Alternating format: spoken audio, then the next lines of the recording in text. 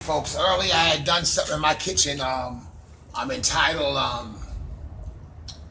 "Just Because It's in Your Name Doesn't Mean You Deserve the Fame." And what it was I was using two analogies. One of an individual who was casting out demons, in the name of Jesus. Then you got this other cat, Elemaeus, aka Bar Jesus, cat, doing or claiming to and professing to and propagating to be the son of Jesus and teaching Jesus teachings a whole bit. And he was not only ineffective in the context of having any real demonstrable evidence of change in anybody's life that he touched, yet at the same time he was able to get in to very influential circles and all this and enjoy the prestige and the affluence of rolling with this particular segment of society, the shakers and the movers. And then Paul runs up on him, and as I said, just shuts his mouth up, dogs, and cusses him out like a Christian. Remember that. Think about some of them names, because I want some of y'all to get back on me if you can find those Bible verses. A guy by the name of Elemaeus, snotting it off and calling himself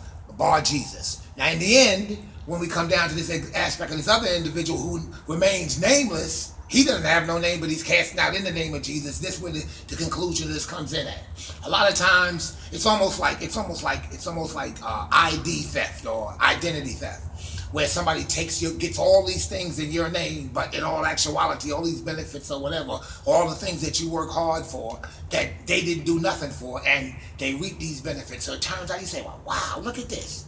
Here goes somebody doing so great, yet they're using my name. And guess what? That's what it's like back in the days in the record industry, when they get people's songs and whatnot that they had struggled with, or expressions of their highest potential, and then turn around and get them claimed by somebody else. You can't steal somebody just because it's in your name. And a lot of times too, just in your name.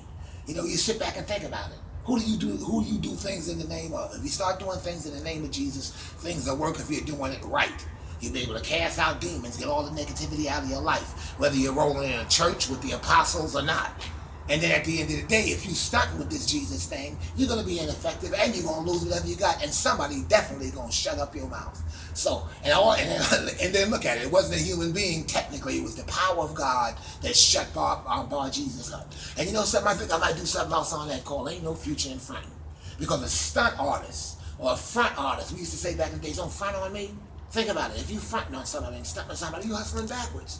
Because you could have been doing whatever you wanted to do and be far more prosperous, but you're trying to be something that you're not.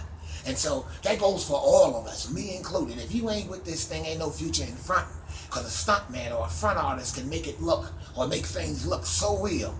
On behalf of the westerns and shootouts and from shotters to you name it, if they didn't have those fake things, those stunt men to fall off the buildings. Jackie Chan is one of the baddest that did it, a stunt man. But now in real life, you try some of those things, you get killed. So quit stunting, quit front. There ain't no future in front before you get shut up like Elemaeus. So now think about that. Just because it's in your name doesn't mean you deserve the fame. God deserves the glory. The God in your life, the spirituality that causes you to be able to connect with God, or what you perceive to be God, or even the concept and ideal of God. The only way you can connect to it is through a name. And the name, woo, look at that. Through a name, and the name that we call on, that's the wind. Thank God wants you to know that. The wind, the air, the water, everything in this environment is controlled by him in his name. And so when you do it in the name of Jesus, when you do it in the name of Emmanuel, meaning God with us, then that's when it counts. What's in a name? Think about that name thing, y'all, because it's really, really, really deep. Your last name, the name that you represent.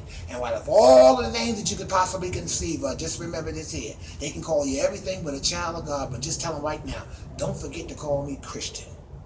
If that's what you're rolling with, stick with it. Striving to be Christ-like, an anointed life, an anointed person. But just because it's in your name don't mean that you deserve all the fame.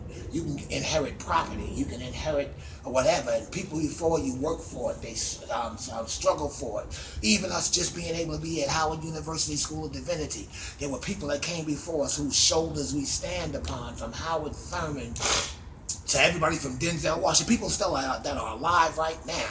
We realize that we're standing on the shoulders of matter of fact, Sister Sherry said it one time real good from Norbeck Community Church. She said straight up, she said, look at the results of the hopes and dreams of slaves.